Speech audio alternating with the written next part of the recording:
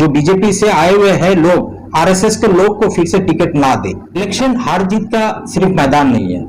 Election में कोई एक आदमी जीतेंगे, बाकी सब हारेंगे। ये तो एक पक्का आरएसएस कट्टरपंथी सोच वाले आज जब तृणमूल कांग्रेस ज्वाइन कर गए और वैसा कॉन्स्टिट्यूंसी में उनको नामांकन दिया गया जहां पे आज कम्युनिटी सबसे पिछड़ा है बालीगंज में। एक आध साल पहले आपने बोला था कि ये कम्युनिटी हमारे के छाड़ा काव के वोट देवे ना, एरा तो हमारा दूधेर गाय, दूध देने वाला गाय।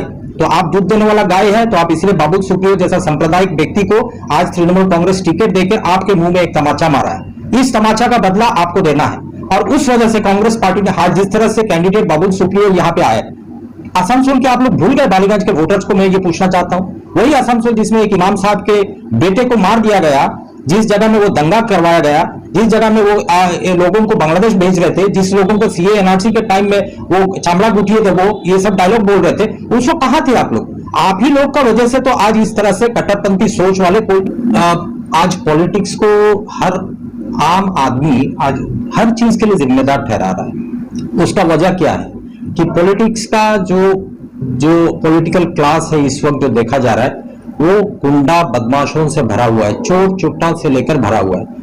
स्वच्छ पॉलिटिशियंस आज पॉलिटिक्स में घुसना नहीं चाहता है इस डर के मारे कि कहां सेकेंगे। पैसा का इतना बड़ा लड़ाई, क्रिमिनल्स का दबदबा, उसका ऊपर में जो लीडरशिप का जो रोल रहा आज पॉलिटिक्स में, इस कदर नीचे गिर चुका है कि हमारा समाज भी आज बहुत बड़ा दुखी है।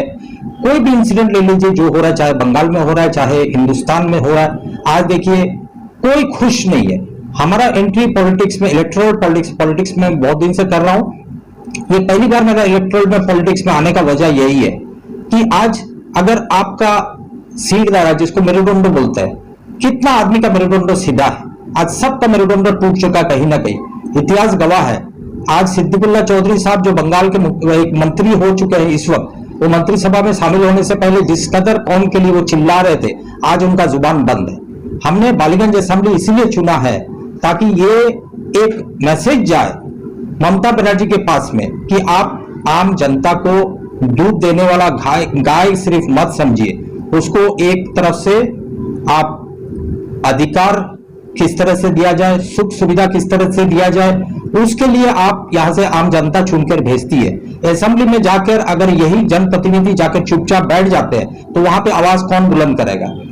कांग्रेस पार्टी मेरे को टिकट दी है इस बार ताकि एक ऐसा नुमाइंदा असेंबली का अंदर में भेजे जो जाकर वहां पे गरज उठे, जो ममता बनर्जी कुछ चंद सवाल पूछे उसका जवाब मांगे उसके, लेकिन वो अपने व्यक्तित्व के लिए नहीं मांग रहा है, वो आपके लिए मांग रहा है, आपका सुख सुविधा के लिए मांग रहा है। बहुत सारे सवाल आपके मन में भी है, अब मैं वो जरिया बनना चाहता हूं ममता बनर्जी से वो सवाल पूछने के लिए।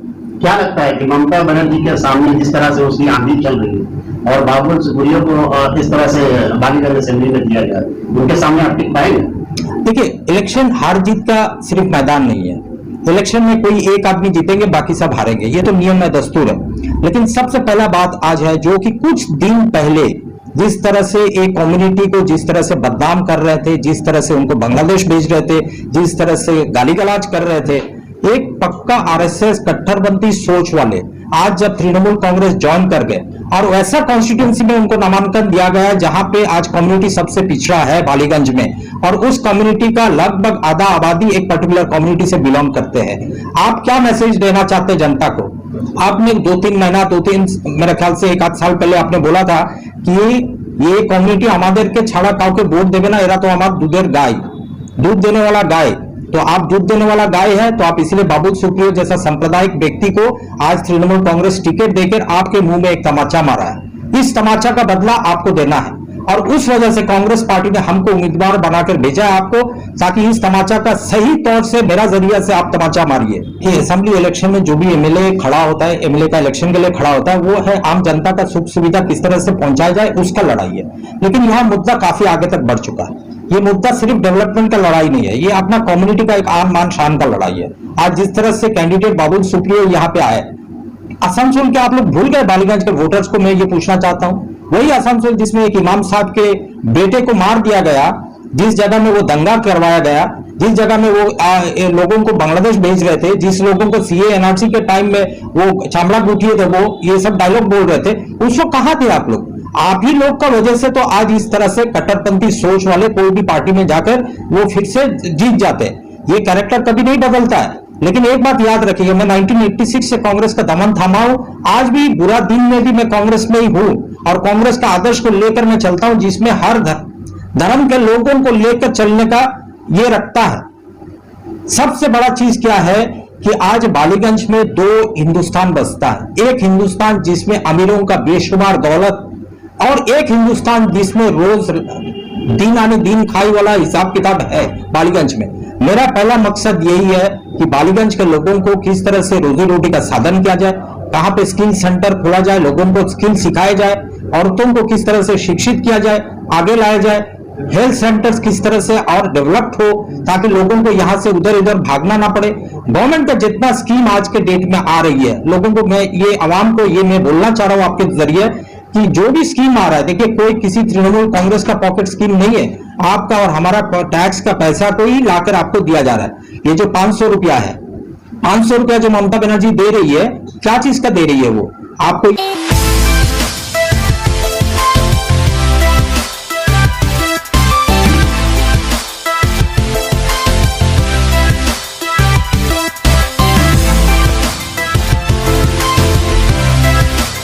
ये 500 दे के आपको बोल रहे हैं कि आप लोग चुपचाप जाकर बैलॉट में जाकर तृणमूल में दीजिए, चाहे राम शाम जोदू मोदू काना लंगड़ा लूला किसी को भी खड़ा कर दो, उसको जाकर वोट दो। आज ये समय है बालीगंज का आवाम को कि इस नोशन को, इस आइडिया को, इसको बदल देने का है। जवाब आप लोग को मांगना है और जवाब मांगने का टाइम यही बाई इलेक्शन है। ये एक बाई इलेक्शन से देखिए ना तो सरकार उलटने वाला है, लेकिन इतना बड़ा मैसेज हमारा कम्युनिटी से जाएगा उनके पास में कि आइंदा वो ये जरूरत ना कर सके कि इस तरह से बाबू जो बीजेपी से आए हुए हैं लोग, आरएसएस के लोग को फिर से टिकट ना दे। वीडियो जो हिलाकर रखी हुई थी दीदी कि आप लोग हमको सपोर्ट कीजिए वरना बीजेपी आ जाएगा, तो बीजेपी तो आने से रहा। माइनॉरिटी वोट एक जगह में पोलराइज हो गया था, एक जगह वोट बैंक बन गया था। अब उसका एडवांटेज लेते लेते इस कदर आ गया कि बाबू सुप्रियो जैसा कैंडिडेट को लाकर वहां पे खड़ा कर दिया। ये पहला नंबर चीज। दूसरा नंबर चीज देखिए, आज माइनॉरिटी का जो वोट बैंक है वो इस तरह से लाइटली ले रही है। मैं एक उदाहरण का तौर पे देता हूं, 2011 में जब ममता बनर्जी आई थी सरकार में, उसके बाद में आज तक कितना परसेंटेज माइनॉरिटी पॉपुलेशन को आपने नौकरी दिया? 2006 में जब सचार कमेटी रिकमेंडेशन आया था तो बंगाल का हालत, बंगाली मुस्लिम्स या हिंदी स्पीकिंग मुस्लिम्स का हालत सबसे खराब था। आज में वो 1.5% तक आ गया सरकारी नौकरी में मुस्लिमों का भागीदारी। मैं ये नहीं बोल रहा हूं कि इनको भागीदारी दूसरों का कम्युनिटी का कॉस्ट में देना चाहिए, लेकिन क्यों नहीं मिल रहा, इसका कौन सा ये हुआ? कांग्रेस गवर्नमेंट जब सरकार में थी 2013 में इक्वल अपॉर्चुनिटी कमीशन लाई थी फॉर माइनॉरिटीज, इसको लागू किया स्टेट गवर्नमेंट, जहां जहां कांग्रेस गवर्नमेंट थी, ममता बनर्जी ने अभी तक उसको लागू नहीं किया। दूसरा नंबर पॉइंट, एक यूनिवर्सिटी आलिया यूनिवर्सिटी जो बालीगंज कॉन्स्टिट्यूएंसी में गिर रही है, आज इतना मेहनत कर एक कम्युनिटी का एक यूनिवर्सिटी आया जिसमें तालीम चाहिए, जिसमें लोगों ने अनशन में बैठे हुए सालों साल तक उसमें जो है कि आपने टीचर नियुक्त नहीं कर रहे, बल्कि जो अलॉटेड जो जमीन था उसको आप छीन के ले जा रही है। वाका बोर्ड का जो दैनिक जो हालत है, वाकफ बोर्ड में कब्रिस्तान में आप 60 तला बिल्डिंग बनवा दे रहे हैं। वाकफ बोर्ड में आज 13 मेंबर है, 13 मेंबर में से 13 मेंबर ही तृणमूल कांग्रेस का कम्युनिटी पार्टी के मेंबर्स है। जब एक तंत्र वाला सरकार आता है तो यही सब होगा।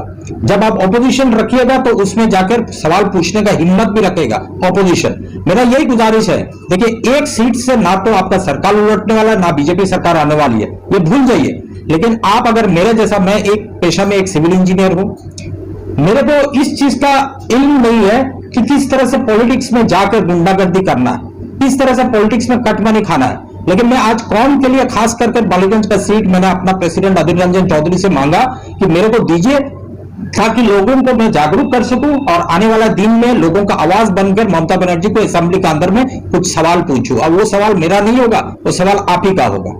सर, आपका चुनाव का मुद्दा क्या रहेगा ये बताएं। देखिए अभी तक तो मैंने बहुत सारा मुद्दा आपको बोल चुका हूं।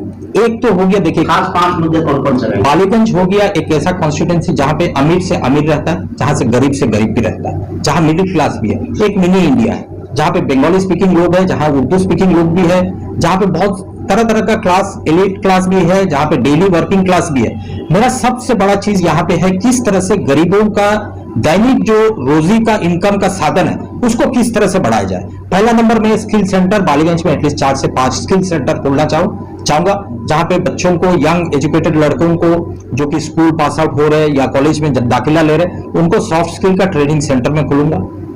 औरतों के लिए किस तरह से डेली में कोई स्किल सेंटर ट्रेनिंग दिया जाए, स्टिचिंग वगैरह, ये सब सेंटर्स मेरा बहुत सारा ये है। दूसरा चीज है जो भी बालीगंज का अंदर में अपना जैसे केएमसी का स्कूल्स वगैरह है, गवर्नमेंट स्कूल्स है, मेरा सबसे बड़ा पहला लक्ष्य रहेगा उसको जो है प्राइवेट स्कूल का स्तर पे लाना है। और वो गवर्नमेंट एडेड स्कूल्स जो है उसका टारगेट मैं बोल रहा हूँ। प्राइवेट स्कूल्स तो बहुत है, लेकिन जो सरकारी स्कूल में पढ़ने जाते हैं क्वालिटी ऑफ एजुकेशन इतना गिरा हुआ है कि यही बच्चे जब जाकर बड़े स्कूलों का लड़कों के साथ कंपटीशन करते हैं तो वो हरा जाते हैं। तो ये मैं क्वालिटी ऑफ एजुकेशन को वहां पे सुधारना चाहता हूं। तीसरा नंबर हो गया बालीगंज में देखिएगा बहुत सारा अनऑथराइज कंस्ट्रक्शन का स्तर दबदबा है। ये अनऑथराइज कंस्ट्रक्शन की वजह से आपने काफी दिन सुने होंगे कि बहुत सारे ग्रुप सिंडिकेट्स के बीच में लड़ाई हो रहा है बालीगंज में, बहुत सारा पार्क सर्कस वगैरह में होता है, बेनियापुर इलाका में होता है। तो मैं इस चीज को किस तरह से रोका जाए, ये मेरा एक नंबर टारगेट रहेगा। इसके बाद देखिए बेनियापुर इलाका बोले बहुत सारा तिलजला वगैरह इलाका में ठेका टेनेंसी का प्रॉपर्टी बहुत है। सरकार ने एक कानून भी पास किया था, एक गैजेट भी लाया था कि ठेका टेनेंसी वाला प्लॉट्स को लोगों के पास में उसका पट्टा दे दिया जाएगा। लेकिन आज वो रूल पास किया हुआ गैजेट नोटिफिकेशन हुआ है, 5 साल हो चुका है, सरकार कोई मुहिम अब नहीं ले रही है, चुपचाप बैठी हुई है उसमें। मेरा ये मुद्दा रहेगा कि भाई ठेका टेनेंसी वाले लोगों को किस तरह से उनको अपना मालिकाना बनाना है, वहां पे जैसे भी हो, जिस तरह से बिल्डिंग प्लान सैंक्शन हो उस तरह से किया जाए, क्योंकि सबसे अनऑथराइज्ड हो गया ठेका टेनेंसी में ही हो रहा है। कंस्ट्रक्शन में जिस तरह से आपने बताया सर, कंस्ट्रक्शन जिस तरह से होता है उसमें आपने क्या कहा? देखिए मैं पेशे से मैं सिविल इंजीनियर हूँ, कॉर्पोरेशन में मैं क्लास 1 लाइसेंस बिल्डिंग एलबीएस हूँ। तो मेरे को ये सब कंस्ट्रक्शन इंडस्ट्री के बारे में शायद मेरे को जो जानकारी है शायद आप लोगों को उतना नहीं हो, लेकिन आज बहुत सारा समस्या है वहां पे। देखिए कोई भी आदमी अपना घर बनाना चाह रहा है, आज घर बनाने के लिए क्या होता है, एक सैंक्शन प्लान चाहिए होता है, जाकर अपना पुराना मकान को तोड़ के नया मकान एक प्लान का हिसाब से बना दे। तो वहां पे काउंसिलर्स जिनका ऊपर में टारगेट है, मंथली टारगेट है कि आपको इतना लाख रुपया जमा कराना होगा, तो वो बेचारा क्या करेंगे? काउंसिलर को भी तो दोष देकर फायदा नहीं है, उनको एक एक काउंसिलर का पास में 50 लाख 1 करोड़ का टारगेट है आपको कलेक्शन करना है। तो जैसे हमको घर बनाना है, हम काउंसिलर के पास में गए, दादा हमको तो बाड़ी बनाना है, तो हाँ ठीक है तुम हमारा लड़का को दे दो, मेरा पार्टिकुलर लड़का को दे दो, वो कर देगा। तो कर देगा, जो मार्केट का कॉस्ट होता है उससे लगभग 1.5 गुना कॉस्टिंग में जाकर उसको मकान बनाना है। अब वो 1.5 गुना कॉस्ट को रिकवरी